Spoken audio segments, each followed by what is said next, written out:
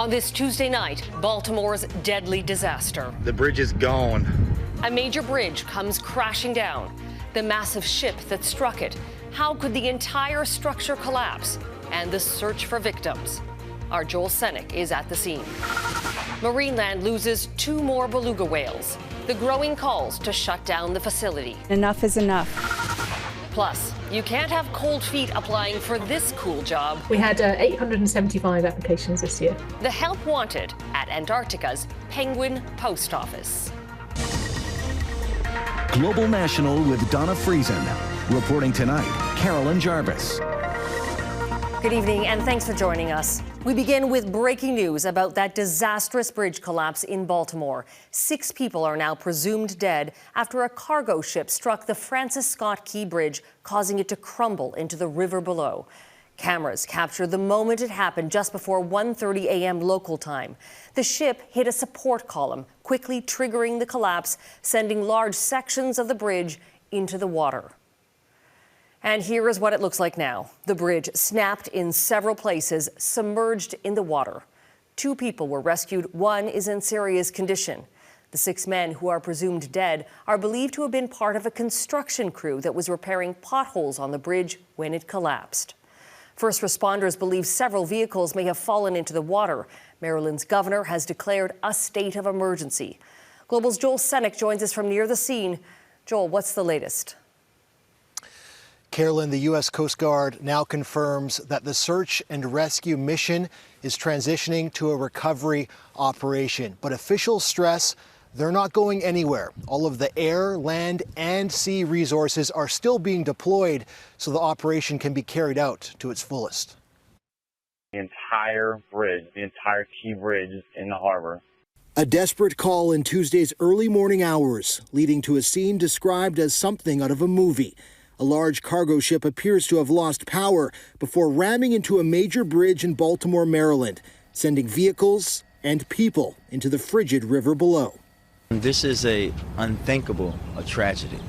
We have to first and foremost pray for all of those who are impacted. Search and rescue crews combed the water throughout Tuesday.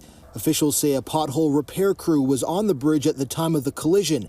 This man says he knew the construction workers and is praying for good news.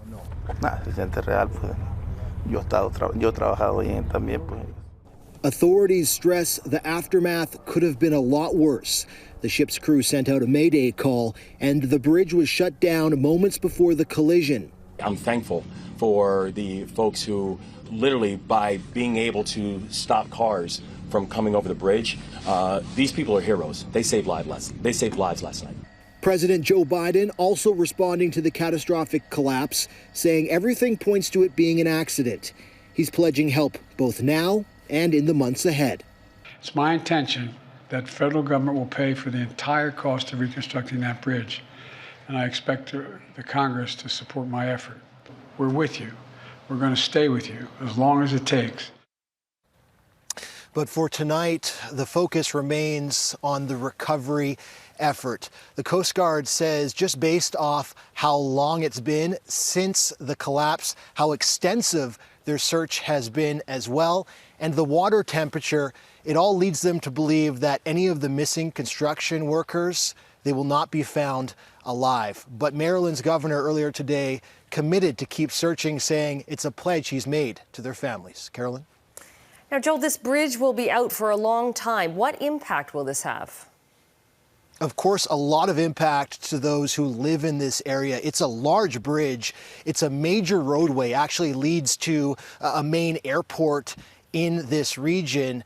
But also, it is a major port when it comes to the U.S. economy. This is, as the president noted earlier today, the largest import and export point for cars and trucks in the U.S. Thousands of jobs depend on this port, and it's one reason, one of many, he says, they will work hard to reconstruct this bridge and get this port operational again as soon as possible. Carolyn? Joel Senick near Baltimore. Thanks, Joel. About 30,000 vehicles cross the Key Bridge every day. The Port of Baltimore has also suspended vessel traffic until further notice. So for a transportation hub that is so busy and so important, How could this have happened? Eric Sorensen has that part of the story. The first question, what went wrong with the container ship, the Dali? Lights were seen flickering, and investigators know if the electricity failed, there was no steering it. When you lose electrical power, you're going to lose the hydraulics. Of course, the rudder is hydraulically powered. But why would a collision take down the entire structure? In simple terms, a big ship and an old bridge. The support is a very relatively flimsy structure. When you look at it, it's a kind of trestle structure with individual legs. So the bridge has collapsed simply as a result of this very large impact. Once the Dali veered off course, the bridge support was no match for the tonnage and energy of a ship that size, and the truss bridge itself, one piece connected to the next, created a chain reaction collapse. Construction of the bridge began in 1972. The newest container ships back then, like the Hamburg Express, were smaller, less than 1/3 the container capacity of the Dali built 10 years ago. And ships are only getting bigger, and old structures like this bridge are almost defenseless. Its strength is also its weakness in certain locations where the designers have perhaps looked at ship collision, but not a ship of this size. In other words, says the Transportation Secretary, I do not know of a bridge that has been constructed to withstand a direct impact from a vessel of this size. there are older bridges all over the world, including Canada. One expert says they can't be made collision-proof, but should have warning systems to alert and stop automobile traffic when minutes can make a difference. A warning system should be in place regardless. The sensor would see a boat approaching more than the allowable distance immediately to sound off the alarm, a loud alarm, so people can actually avoid immediately. But the investigation will start with the container ship.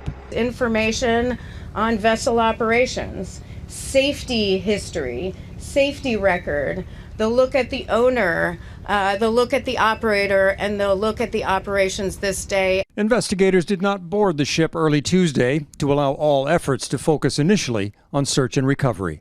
Eric Sorensen, Global News, Toronto.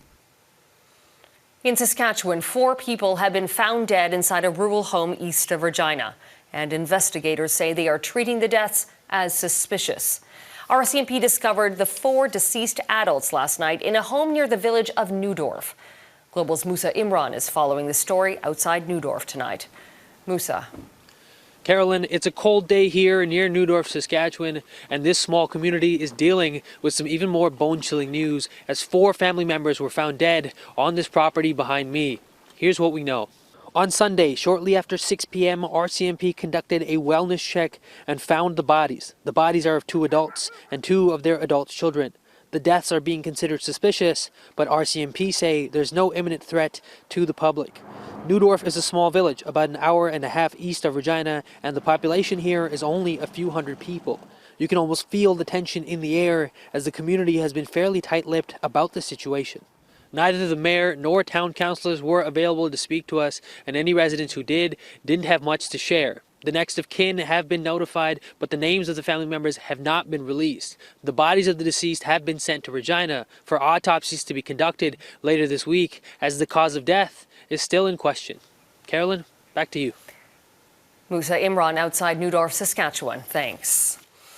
There are renewed calls for accountability at Ontario's Marineland after news of 2 more beluga whale deaths at the embattled theme park. Officials say they passed away earlier this month, bringing the total whale fatalities at the park to 17 since 2019. Critics are now calling for the doors to be shut at the Niagara Falls facility, with dozens of whales still in their possession. Jeff Semple reports. They come from a land of ice and snow. Now belugas have a home in Arctico. This commercial from 2004 proudly promoted Marineland's beluga whales. The Niagara Falls theme park was once home to more than 50 of the highly intelligent and social mammals, but over the past few years, that number has dropped dramatically. It's heartbreaking. This former marine mammal trainer worked at Marineland for over a decade until 2012, when he quit and sounded the alarm. Their life support system is unable to maintain the health of the animals. 2 more beluga whales at Marineland have now died, bringing the total number of whale deaths over the past 4 years to at least 17. enough is enough. It's time to shut this place down, and we're asking the Ontario government to step in before more animals suffer and die. Ontario's Animal Welfare Services has been investigating the tourist attraction since 2020, and Marineland says it receives weekly visits from provincial inspectors. In a written statement, the park says the 2 whales died from a stomach torsion on which it is not possible to operate. We have a number of elderly whales who are cared for with great compassion, it says. The reality is that all animals eventually die from one cause or another, whether in the wild or captivity. It's unconscionable, really. This marine mammal scientist has visited and inspected the facility several times, most recently around 2018. Those belugas were like goldfish in a bag. I mean, there were so many of them. Belugas don't fare well in captivity. In the wild, their average life expectancy is around 35 years, but they can live into their 70s. The belugas dying at Marineland, she says, are far too young. It is clearly due to the conditions at the park. There is no other explanation for this mortality rate. Marineland is the last facility in Canada with belugas in captivity. The Vancouver Aquarium closed its display back in 2016 after 5 whales died in the span of just 15 months, sparking protests and a fierce debate over animal rights. At Marineland, approximately 35 beluga whales remain. And despite earlier reports to the contrary, Marineland says it plans to reopen for the summer season. Everyone loves Marineland. Jeff Semple, Global News, Toronto. Nearly 400 police officers in Montreal carried out simultaneous raids over suspected cocaine trafficking, money laundering, and illegal gambling today.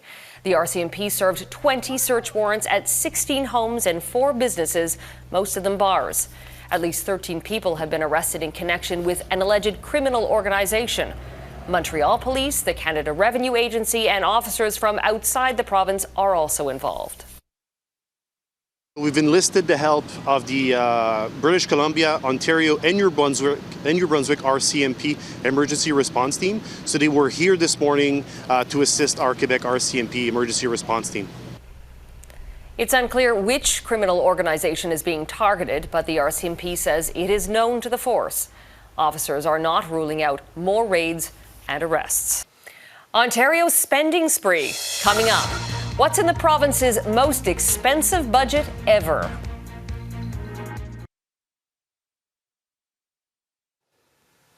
The Ontario government has tabled the most expensive budget in the province's history. The $214 billion spending package includes investments in primary care and a first-of-its-kind medical school. A big chunk of this money is going to supporting the wages and recruiting and retaining more healthcare workers so they can take care of people where they want to be taken care of. But it also comes with a deeper-than-expected deficit. Colin Dello has been poring over all the details and joins us now. Colin, what stands out to you? Yeah, well, the finance minister was signaling, Carolyn, that 2024 is going to be a difficult economic climate here in Ontario. He said higher interest rates, higher inflation, and a larger population as well has put a lot of pressure on Queen's Park, which meant that while they weren't able to balance the budget, this budget was all about balancing a lot of priorities, and the government seemed unwilling to cut any funding. Here are some of the big items that came out of the 2024 budget. On affordability, the major item was the cut to the gasoline tax. The Ford government shaved off 5.7 cents per liter back in 2022. They are extending that cut until December of 2024. The government says this is primarily a response to the federal price on carbon, which has increased, as you know, the price on the cost of gasoline in Ontario. On health care, the Ford government is spending billions of dollars on health care to the tune of about $3 billion or so, from home care to primary care. Some of that money will go to help people find family doctors, retention of nurses, training of nurses as well. And some money is being set aside as well for York University to investigate the construction of a new medical college to focus solely on family medicine. Also, $2 billion of that funding is going to home care to hire more people to work with patients who want to stay at home as long as they can. There also are some weird other nuggets. For example, campsites in Ontario are going to be electrified, so you can get away from the big city, but you can still have those comforts of home with you there. As well, the Ford government is spending about $100 million on auto theft crime to battle auto theft vehicles that are happening here across Ontario, and to buy 4 new helicopters so that police can chase those bad guys from the sky. The finance minister says that this was a budget for the moment, really one that they didn't want to tighten the belt at a time when most Ontarians likely wouldn't be able to afford it. Carolyn. Thanks, Colin. Colin Dello in Toronto. And there is money in this budget for training child welfare workers and to address youth trafficking in Northern Ontario. More for us to dig into in the days ahead. Still ahead, why abortion pill access is at the center of a U.S. Supreme Court hearing.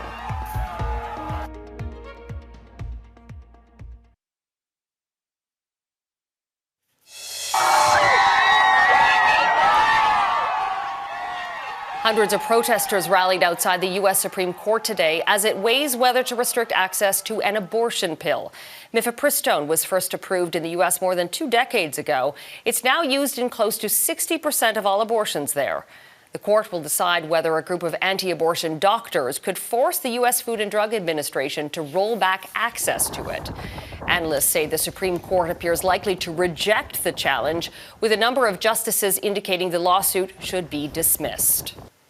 Shares in Truth Social, Donald Trump's social media company, skyrocketed during its stock market debut today. Trading under the new ticker DJT, the stock jumped by more than 50% only minutes after its launch, triggering a brief trading halt this morning. After soaring to nearly $80 a share, stock prices ended the day significantly lower, under $58. That still gives the newly merged company, which the former U.S. president owns roughly 60% of, a nearly $8 billion valuation. Julian Assange has won a partial victory in his U.S. extradition case. 2 British High Court judges have ruled the WikiLeaks founder cannot be extradited on espionage charges until the U.S. guarantees he won't get the death penalty. Assange is locked in a decade-long legal battle over the site's publication of hundreds of thousands of confidential U.S. documents, one of the largest thefts of classified government information in American history. The delay allows Assange more time to fight a transfer to the U.S. to face charges. The U.S. must give assurances within 3 weeks, or a full appeal hearing will be granted. Assange has been in a maximum security prison in London for 5 years. The U.S. is urging Israel to abandon plans for a major ground offensive in the southern Gaza city of Rafah, while working to curtail a spiraling crisis in the region. Gaza is suffering a humanitarian catastrophe, and the situation is getting even worse. The message came from the U.S. Defense Secretary during a meeting with Israel's defense minister at the Pentagon. The U.S. also reportedly outlined an alternative approach on a possible Rafah offensive, which is said to be focused on precision targeting and civilian evacuations. Next, do you have what it takes to work at Antarctica's Penguin Post Office?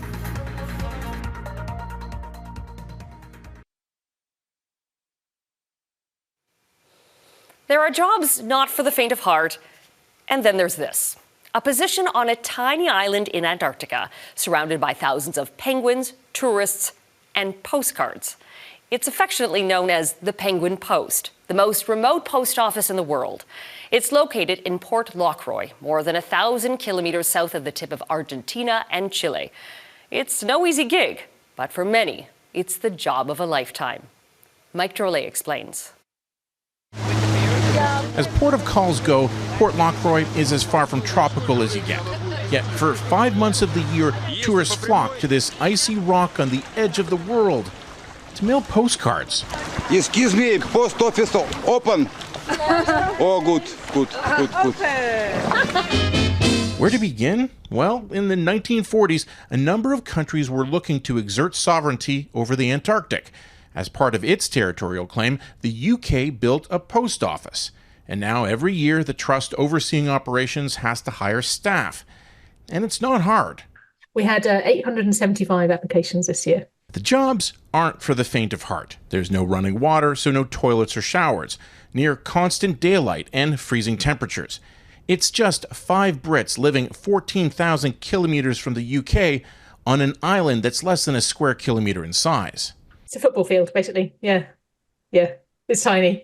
It's tiny. And you're sharing it with, well, this year, something like 1,500, 1,600 penguins. So, you're the guest. Do you know what I mean? Oh yeah, the penguins. One of the jobs on the island is counting the colony for scientific research. And eventually, they say, you learn to tune out the constant hollering and guano issues. It pongs. It is pretty stinky. You do get used to it, though. And then there's the mail. For roughly $3, tourists can send a postcard, which the staff have to process individually. And Antarctic tourists send a lot. Yeah, about 80,000. So yeah, we have to be careful of repetitive strain injury, tell you. So it's a lot of work for mediocre pay. Yet those who have done the job in the past often try to sign up again. I'm not quite sure how I'm going to go back to living in London and having a tube and so many people around me. And that can't be easy, not after living amongst the glaciers and wildlife on the edge of the world. Mike Drolet, Global News, Toronto. And that is Global National for this Tuesday. I'm Carolyn Jarvis. Tonight's Your Canada is the Rocky Mountains near Wardner, British Columbia. We love to see your Canada. Please email your pictures to viewers@globalnational.com. Thanks for watching. Donna will be back tomorrow. Have a great night.